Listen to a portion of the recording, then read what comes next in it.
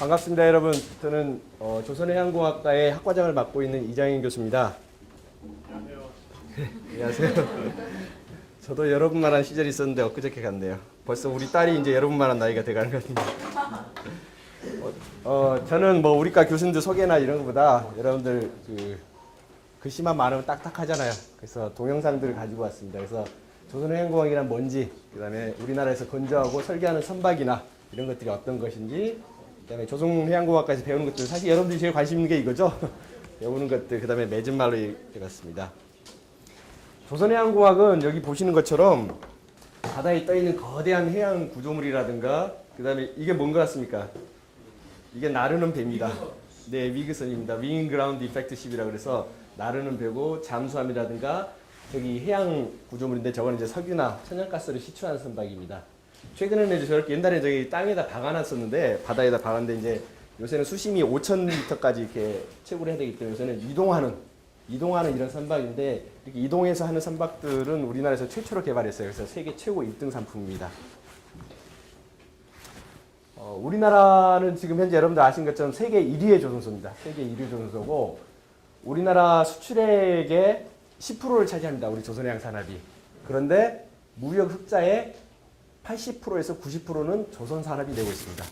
우리는 수출을 하는데 100% 수출입니다. 거의 수출이고, 그 다음에 국산화율도 거의 뭐 한 몇 프로 빼고, 이제 좀 특수한 장비 빼고는 거의 우리나라에서 모두 생산하고 있기 때문에 우리나라 무역 흑자는 거의 80%인데 왜 다른 사람이 그런 문제가 되느냐라고 하는데, 실제로 반도체 같은 거 우리가 돈을 벌면 벌수록 일본에 이렇게 특허나 로열티나 반도체를 만드는 기계는 국산이 없어요.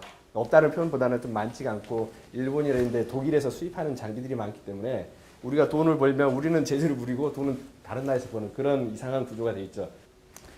우리나라에 조선해양공학과가 몇 군데가 있는데, 최근에 이제 조선해양 산업이 워낙 잘 되다 보니까 솔직히 말씀드려서 인하대학교하고 서울대를 빼고 나머지 이 두 개 대학을 뺀 나머지 모든 대학에서 조선해양공학과는 의대하고 똑같이 의대 다음으로 1등인 학과들입니다. 부산대학교, 목포대학교, 울산대학교 어떤 대학에도 가봐도 조선해양공학과가 그 대학의 간판학과입니다. 현재는 가장 우수한 학생들이 들어가고 있고, 그래서 우리는 이 기계공학의 한 일부분이기 때문에 실제로 기계공학이라든가 수학이나 물리, 아까 김동석 교수께서 말씀하신 기계공학의 펀더멘탈을 가지고 그 다음에 조선해양의 특수한 이론들을 배워나가는 그런 과정입니다. 그래서 졸업자들은 지금 현재 취업률은 공대 1등입니다. 공대 1등이고, 대졸자 초봉이 1년에 5천만 원 월급입니다. 저보다 제 학생의 월급이 더 많은 시절이 곧 올 거예요. 그래서 대기업 입사율은 1위입니다. 졸업생의 70%가 삼성, 대우, 현대에 취업을 하고 있습니다. 현대에 취업을 하고 있고, 그다음에 조선해양 플랜트나 그다음에 각종 연구소나, 그다음에 또 재밌는 거는 그 학문 자체가 인터내셔널한 그런 성격이 강하기 때문에 실제로 외국에 직접 취업한 학생들도 굉장히 많습니다. 그래서 국내가 우리는 문제가 아니고 우리는 전 세계하고 관련이 있기 때문에 뭐 전 세계 어디든지 자기가 갈 수 있는 그런 토대를 만들어야 되는 그런 학과입니다. 그리고 뭐 또 아까 김동석 교수님도 말씀하셨지만은 어떤 분들은 대학 교수가 되고 있기도 하고요. 물론 모든 대학에 가면 우리 인하대 출신이나 또 서울대 출신, 부산대 출신 교수님들이 다 계십니다. 조선해양공학은 여러분들 봤던 이게 작은 부품이나 이런 것들이 아니고 거대한 시스템입니다. 그래서 인류가 만들고 있는 그 제품 중에서 가장 많은 부품을 가지고 있는데, 저런 보통 해양구조물이나 잠수함에는 100만 개의 부품이 들어갑니다. 전보치 사칠이 약 30만 개 들어가게 되고요. 그 다음에 자동차는 약 2만 개의 부품이 들어갑니다. 그래서 100만 개의 부품을 다루는 거대한 시스템인데, 지금 여기 있는 그 아그바미 FPS라는 거는 바다에서 천연가스를 깨서 얘가 직접 생산해서 직접 뿌려주는 초호화 제품입니다. 가격은 1조 원입니다. 1조 원이고, 이거는 소나타 5만 대 값입니다. 길이는 300m고 넓이는 580m인데 서울 시민의 2분의 1을 태울 수 있어요. 그 다음에 축구장이 3개가 들어갑니다. 그래서 이런 제품들은 뭐 엄청나게 비싼 제품이죠. 엄청나게 비싼 제품이고 거의 상상이 안 되는 제품들이고, 근데 이 안에 있는 100만 개의 부품은 배만 있는 것이 아니죠. 여기 보면 케미컬 플랜트, 화학공학이나 전기전자 제어, 그 다음에 기계공학, 금속 재료공학, 산업공학 하시는 분들, 컴퓨터공학 하시는 분들, 조선해양공학 하는 분들도 계시고, 그래서 우리 조선해양공학은 그래서 저 같은 경우는 조선해양공학, 기계공학, 산업공학, 컴퓨터공학 이 4개가 섞여 있습니다. 지금 이제 이것도 좀 해보려고 하는데 머리가 나빠서 안 되는 것 같고. 그래서 이 하는 일 자체가 이제 워낙 시스템화이기 때문에 인터디스플리너리라고 해서 이 학제간 이런 이제 다양한 학문들이 섞여 있습니다. 그래서 제 대학원생들은 컴퓨터공학과 수업도 듣고 산업공학과 수업도 듣고 금속과 수업도 듣고 기계과 수업도 듣고 그렇습니다. 그럼 우리가 설계하고 건재하는 선박들은 뭐냐?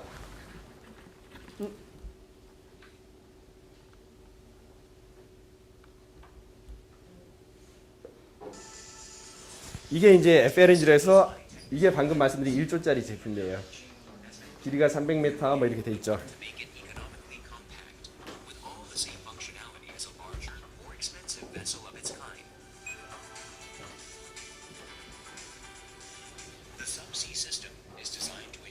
서브 시스템은 채굴 해야 되기 때문에 이 채굴 장비들이 바다에 들어가는 거죠. 그래서 우리가 하는 거는 배만 하는 게 아니고 바다 속에 있는 이런 장비들까지, 이런 장비들도 뭐 엄청나게 비싸죠. 뭐 수백억 하는 장비들인데 바다에 설치하는데 이게 수심 5,000m예요.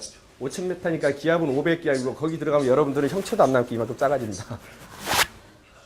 이런 장비들, 이런 그 드릴하고 이렇게 시추하는 이런 장비들까지 이제 개발하고 설치하고 설계하고 이런 것까지 하는 것이 우리들 하는 일입니다.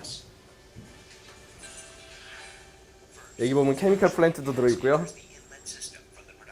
그래서 화학공학도 필요합니다. 화학공학도 필요하고. 근데 화학공학은 좀 더 거리가 멀기 때문에 이제 특수한 아주 대학원에 있는 일부 학생들만 전공을 하고 있고.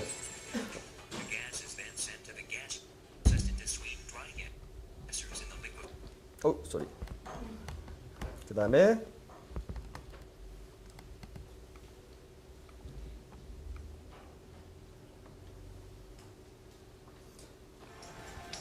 수심 5,000m에서 이제 작업을 하고 2,000m, 3,000m까지 내려가기 때문에 실제로 사람이 들어갈 수 없죠. 사람이 만약 잠수정을 타고 간다 해도 그건 견딜 수가 없어요. 그래서 이런 수중 무인 로봇을 만들어서 여기에 무인 로봇이 가서 직접 아까 봤던 장비나 이런 그 건설 설치하는 환경들을 이제 구성하게 되는데, 그래서 이건 오토매틱 가이디드 비클이라고 해서 이제 뭐 제어를 통해서 이렇게 사람이 보고 제어를 한다든가 이런 식으로 해서 움직이는 수중 로봇입니다. 그래서 우리 학과에 가면 이제 수중 로봇 전공하시는 교수님도 계시고요. 이거는 이제 그 수중 로봇을 실험하는 광경입니다.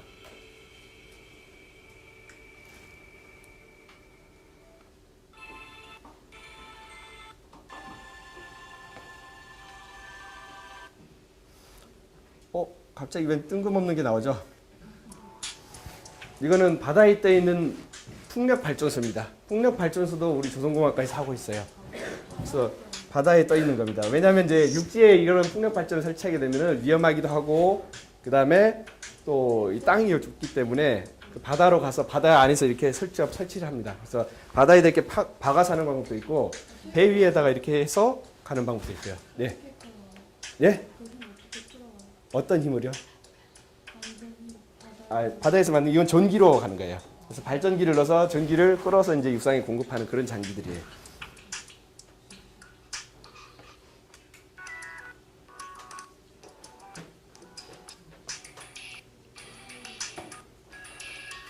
이런 것들이 이제 그래서 육상이나 실제로 이제 풍력 발전기 같은 경우는 그래서 이제 물론 전기나 기계 하시는 분들 많이 이제 같이 함께 일을 하는데, 그래서 이런 실제로 우리 그 대관령에 떠 있는 이런 풍력 발전기 이런 것들 전부 다 조선 쪽 관련된 분들이 설계를 하고 또 건설한 그런 사례가 많습니다.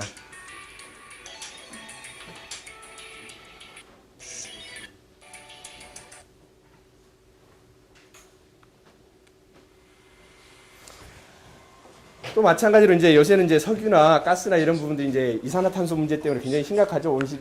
지구 온난화라든가 이제 유해가스 때문에. 그래서 최근에 이렇게 바람이라든가 조류력을 이용한 이런 에너지 발전할 수 있는 그런 그 시설이나 그 기계류나 이런 장비들에 대한 개발이 많이 이루어지고 있는데, 이거는 이제 조류력 발전이라고 해서 바다의 속에서 파도가 아니죠. 이제 물의 흐름을 이용해서 에너지를 발전시켜서 전기를 발생하는 거죠. 그래서 만드는 이런 조류력 발전기입니다. 지금 우리나라도 이제 각 그 지역에 보면 뭐 시와호라든가 전라남도 몇 군데에 보면 이런 조류력 발전기들이 이제 설치가 되고 있어요.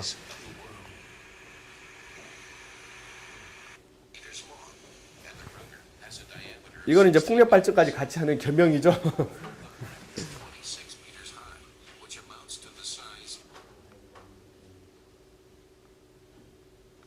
그다음 이건 이제 방금 말씀드린 대로 바다 속에서 조류가 흘러갈 때 그 힘으로 전기를 발생하는 거죠. 그러니까 설치만 해두면 뭐 무한정 에너지를 얻을 수 있는 그런 것들이죠.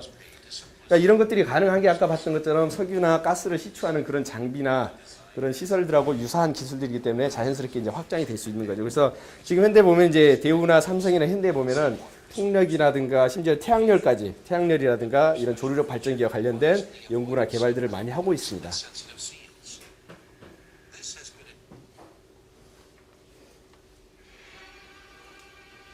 이게 아까 말씀드린 대로 이제 드릴십이라 그래서 옛날에는 이 드릴을 이렇게 바다에 시추하는 이 장비를 이 바다에다가 이 파일을 박아서 이제 거기서 움직일 수 없게 했었거든요. 근데 요새는 이제 한 군데서 에너지 캐고 나면 없어지잖아요. 그럼 옮겨야 되는데 옮길 수가 없는 거죠. 옮기려면 돈이 굉장히 많이 들고 힘드니까 요새는 아예 옮기는 시추 장비를 배가 싣고 다니면서 아무데나 여기 가스 있네 좀 파볼까? 파고 캐고 파고 캐고 이런 장비입니다. 그래서 이거는 우리나라에서 최초로 개발한 세계 최고의 상품입니다. 부르는 게 값이에요.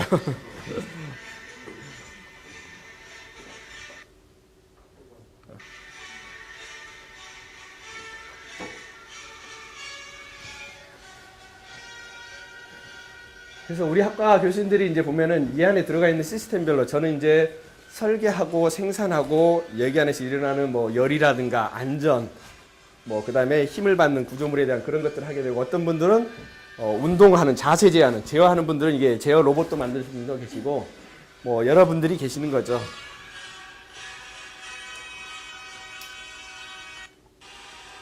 이게 이제 드릴 장비입니다.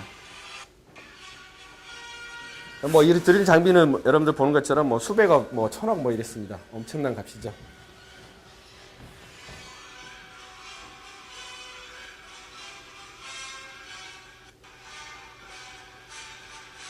여기 보시면 조그만 이제 구멍이 있죠. 이거 라이저라 근데 이 밑으로 쑥 넣어서 이제 파는 거죠. 근데 이게 오차가 뭐 여러분들 아시는 것처럼 뭐 1mm입니다. 근데 수심 5,000m에 몇 미리로 이렇게 제어한다는 건 거의 인간의 그 뭐죠? 뭐라나 인간이 가질 수 있는 극단의 노력이 필요한 거죠. 사실은 바다에서 이게 물도 흐르고 이런데 몇 미리 안에 이걸 맞춰서 넣는다는 거는 아예 상상이 안 되는 그런 기술인 거죠.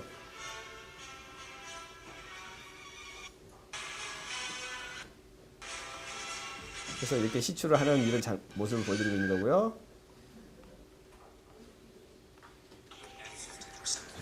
이건 위그선이라고 그래서 원래 위그는 어디서 나왔냐면은 갈매기가 쭉 하늘을 날다가 보면은 갑자기 갈매기가 힘을 날개를 쫙 펼친 다음에 바다 이 물을 이렇게 쭉 차고 갑니다. 쭉 차고 가는데 이때 뭐냐면 공기의 흐름이 이 물에 반사가 돼서 갈매기가 가만히 있어도 이게 떠가는 겁니다. 그러니까 마찬가지로 선박이나 이 배도 항공기도 마찬가지로 높이 뜨는 것보다 낮게 떠가지고 쭉 가면은 이게 동력이 없이도 갈 수 있는 그런 상태가 지속이 될 수도 있는 거죠. 그래서 그런 걸 보고 우리가 이제 윙 그라운드 이펙트라고 해서 땅과 날개가 같이 이렇게 서로 상호 작용을 하면서 이렇게 떠가는 그런 건데 그래서 이런 건 이제 소형 위그선이라고 해서 이런 선박에 해당됩니다. 보이는 건 뭐 비행기가 맞죠. 그래서 지금 현재 이제 우리나라에서 20인승, 15인승, 그다음에 100인승, 100명이 탈 수 있는 그런 위그선까지 지금 만들어서 생산을 하고 있습니다. 예? 뭐라고요? 어벤더스요? 아, 그건 제가 잘 모르겠어요. 제가 나은 거. 예, 그거랑 똑같은 걸 거예요, 아마요. 아, 그건 얘도 마찬가지로 높이 날았다가 또 내려오기도 하는 겁니다.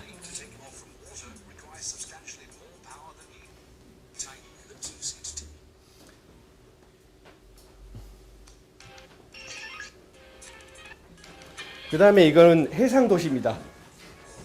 우리나라처럼 땅이 좁거나 일본처럼 땅이 좁은데 일본은 심지어 해상 공항도 만들었어요. 바다에 공항을 만들었고 이거는 해상 도시인데 완전 자급형 도시죠. 그래서 아까 봤던 풍력이라든가 조류력을 통해서 에너지를 얻고 그 에너지를 이용해서 식물을 키우고 그 안에서 사람들이 냉난방을 하고 그렇죠. 그럼 먹고 자는 게 해결이 되면 사람은 기본적으로 살 수 있거든요. 전기가 있으니까. 그래서 이제 최근에 이제 앞으로 미래 물론 구현화돼 있는 것도 있는데 이렇게 미래에 또는 현재 해상 도시나 이런 것들을 만들어서 완전 자급형으로 석유나 이런 것들이 없이 갈 수 있는 그런 청정한 도시를 만드는 이런 것도 이제 우리 쪽에서 하고 있는 일 중에 하나입니다. 쏘리. 그러면 조선해양공학과에서 배우는 게 뭐냐? 여러분들한테 가장 중요한 것은 사실은 이런 이론이 아니고 지식이 아니고 여러분들이 가지고 있는 철학과 생각과 행동입니다. 어디 가든지 행동이 바르고 생각이 바르고 열심히 하는 학생은 어디 가서든지 자기 역할을 합니다. 근데 인성이 어긋나 있고 생각이 틀리고 부정적이고 공격적인 사람은 어디 가서 공부를 잘해도 대접을 못 받습니다. 그래서 가장 중요한 거는 여러분들 스스로 가지고 있는 인격을 쌓는 것이 가장 중요하고, 그리고 공부를 하면은 사실 여러분들 인생은 굉장히 밝죠. 뭐 우리 학생들한테 하는 이야기지만 여러분들한테 1,000억을 줄 테니까 이건희 회장님의 나이하고 지위하고 회사하고 바꾸자 그러면 바꿀 수 있겠어요? 절대 안 바꾸죠. 왜? 여러분 인생은 이건희 회장님이 가진 재산이나 그 부와 권력보다도 더 엄청난 잠재적인 가능성을 가지고 있기 때문이죠. 그건 어떤 것으로도 바꿀 수 없는 거예요. 그만큼 여러분들 사실 여러분들 한 명 한 명이 굉장히 소중한 그런 인력들이고, 또 우리 사회가 이게 보살펴야 될 훌륭한 인재들이 분명합니다. 하지만 이제 개인적인 노력이나 갈고 닦는 것 과정이 없다면 사실 아무 필요가 없는 거죠. 근데 기계공학이나 우리과도 마찬가지로 제일 중요한 거는 수학과 물리, 국어, 영어입니다. 그리고 이제 컴퓨터는 대학 와서 배우면 되는 거고, 그래서 국어는 잘하면 잘할수록 좋습니다. 국어라는 게 사실 모든 논리의 출발이기 때문에, 영어는 기본이죠. 사실 우리가 말을 해야 되니까. 아까 말했는데 조선은 외국어하고 이야기하기 때문에, 그래서 수학과 물리가 이제 가장 중요한 것들 중에 하나고, 또 우리과에서 배우는 거는 이렇게 분석하고 실험도 합니다. 이거는 물탱크에다가 배를 쭉 끌고 가는 건데, 이걸 쭉 끌고 가면서 이제 배가 과연 얼만큼 엔진이나 마력이 필요한지인데, 이 물탱크가 한 100m 정도 됩니다. 그런데 이 물탱크 위에 이렇게 레일이 있는데 차가 쭉 끌고 가는데, 이 레일이 직선이 아니고 지구의 곡률 반경과 똑같이 맞춰 있어요. 100m가. 그러니까 거의 보이지 않는 수준으로 맞춰져 있죠. 그래서 그걸 맞추는 거는 달의 인력이나 조류를 보고 그 날짜를 보고 이렇게 정확하게 막 한 달 동안 맞춥니다. 그래서 오차를 조금이라도 줄이기 위해서 하는 거고, 유럽에서는 이 100m 되는 건물 자체를 완전 진공으로 만들어서 실험을 하기도 해요.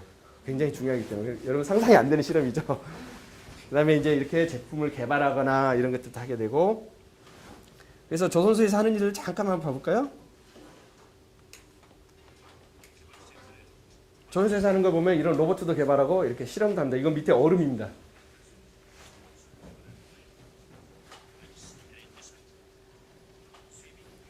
이거는 북극에서 움직이는 배고, 이거는 FPS로 바다에 떠 있는 정유 공장이고, 이거는 초호화 크루즈입니다. 이거는 위그선이고요. 아까 봤던 것처럼. 이거 그래서 실제로 조선소에서 하는 일이에요. 그 다음에 케미컬 플랜트, 화학 공장이라든가 이런 것들도 하게 되죠.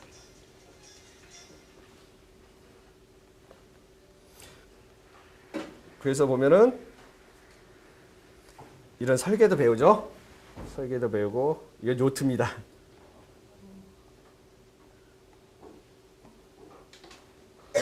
그 다음에 또 이런 설계도 배우죠.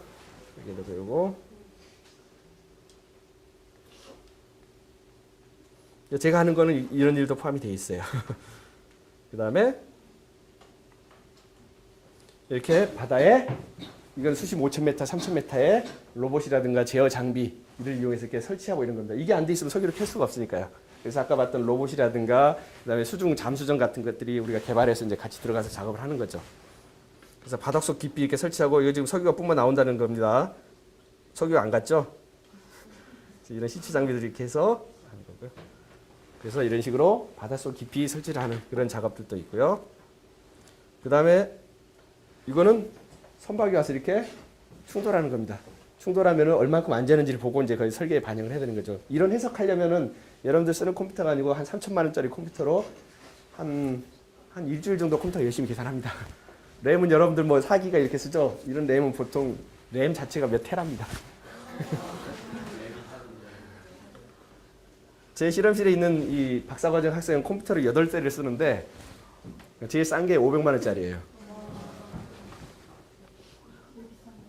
제일 비싼 거는 2천만 원짜리예요. 이거는 뭐냐?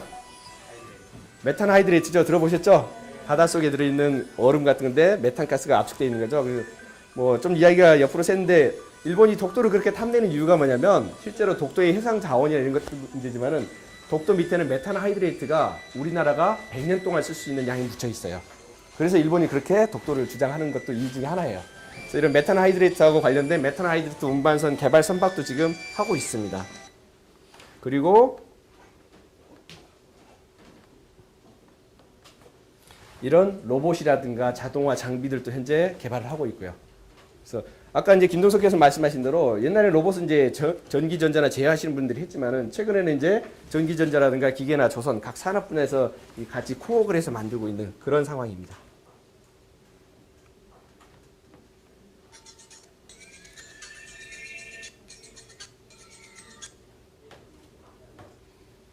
죄송합니다. 아까 말씀드린 대로 이 배라는 거는 100만 개의 부품이 묶여져 있기 때문에 화학공학, 전기, 시스템 이렇게 굉장히 많은 분야가 이렇게 섞여 있습니다. 그래서 조선공학은 그래서 요소 학문이 아니고 굉장히 시스템적인 학문이에요. 그래서 서로 간의 코어기나 협업이나 이런 것들이 굉장히 중요하고요. 이거는 이제 LNG 운반선인데 여기 보면 이제 여기 화물창들이 있는데 이 LNG 운반선인데 LNG 가스가 폭발하게 되면은 도시 하나가 원자폭탄 맞은 것처럼 하나도 없이 사라지게 됩니다. 그래서 제가 하는 일 중에 하나가 이제 여기 들어보면 액화가스가 들어있는데 이 액화가스가 물이죠. 출렁출렁 마이너스 163도거든요. 물이 출렁출렁한데 이 물이 벽을 이렇게 탁 치면은 이 벽이 깨집니다. 벽이 깨져서 가스가 누출돼서 누가 담배 피면 이 배는 폭발하고 도시 하나가 사라지게 되는 거죠. 무서운 일이죠. 그래서 지금 이거는 이제 그 안에 들어있는 이런 걸 방지하기 위한 장비인데 이렇게 만들었어도 깨지는 수가 있어요. 그래서 제가 하는 것 중에 하나가 이렇게 물이 이렇게 출렁출렁했을 때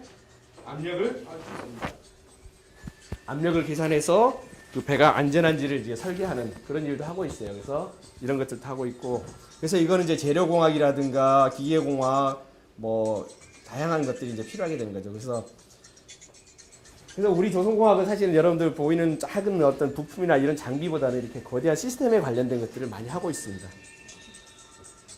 그래서 이렇게 관련된 뭐 시스템 디자인도 필요하고 뭐 기계공학도 필요하고 설계도 필요하고 다양한 것들이 필요하죠.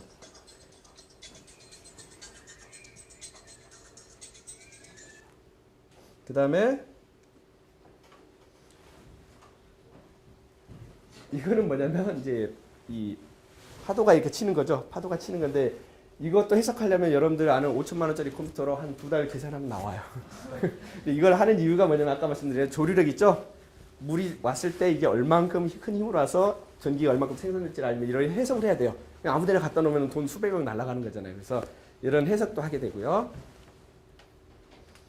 그래서 지금 보는 것처럼 우리 조선공학과에서 하는 것들은 이제 이런 거대한 시스템이나 해양이나 에너지나 도시나 이런 것들 또 나르는 배까지 이렇게 하고 있고 거기에 필요한 다양한 수학적인 기계적인 자동화 뭐 이런 것들이 다양하게 섞여 있습니다. 섞여 있고 그래서 이제 그 가장 중요한 것들이 이제 수학이나 역학이나 그다음에 자기 의사를 표현하고 논리적으로 할 수 있는 국어나 이런 능력들이 굉장히 중요합니다. 그래서 사실은 모든 사고의 첫 출발은 국어죠. 책 읽기죠. 책 읽기 잘하는 사람이 수학도 잘합니다. 사실은 읽기 잘하고 그래서 뭐 매진말 그랬는데 사실 이 매진말은 뭐 앞으로 우리나라 조선산업이 제가 대학을 88년도에 들어갔다가 과가 마음에 안 들어서 저는 자퇴하고 다시 89년도에 들어갔었는데 조선과를 가고 싶었기 때문에 근데 89년도에도 우리 조선산업이 중국에 따라잡힌다는 이야기를 했는데 벌써 그게 25년 가까이 지났음에도 불구하고 지금도 그런 이야기를 하는데 단 한 번도 따라잡힌 적이 없어요. 단 한 번도. 그래서 지금 뭐 독보적인 세계 1등이고 그래서 아직도 해야 될 것들, 개발해야 될 것들이 굉장히 많이 있습니다. 굉장히 많이 있고 할 일은 무궁무진하게 남아 있는 거죠. 그래서 이런 것들이 이제 우리한테 주어진 과제도 그다음에 또 여러분들 다음 세대가 이제 하게 될 일 중에 하나겠죠. 네. 뭐 아까도 말씀드렸듯이 사실 여러분들한테 해주고 싶은 말은 여러분들 아까 이건희 회장님이나 또는 빌 게이츠처럼 그보다 더 훌륭하게 될 수 있는 많은 잠재력을 갖추고 있는데 다만 여러분들이 앞으로 어떤 노력을 하느냐에 따라서 그 결과는 달라지는 거죠. 그렇죠? 그래서 여러분들이 뭐 조선공학이든 기계공학이든 어떤 것을 여러분들이 이제 다음 전공을 선택해도 중요하지는 않은 거고 제일 중요한 건 여러분들이 어떤 생각을 가지고 어떤 철학을 가지고 하느냐가 여러분들이 개인에게는 미래가 있는 거고 또 우리나라와 우리 사회나 여러분 부모님과 가족들한테 또 같이 관련되어 있는 가장 중요한 문제죠. 그래서 여러분들 뭐 짧은 시간에 우리가 하는 뭐 이만큼의 양을 이렇게 보여주긴 했는데 여러분들 다음 기회가 됐을 때 또 만날 수 있을 것 같고 뭐 항상 생각과 행동 바르게 하시고 또 열심히 공부하면 아마 여러분들 미래가 굉장히 밝게 올 거라고 저는 믿습니다. 고맙습니다.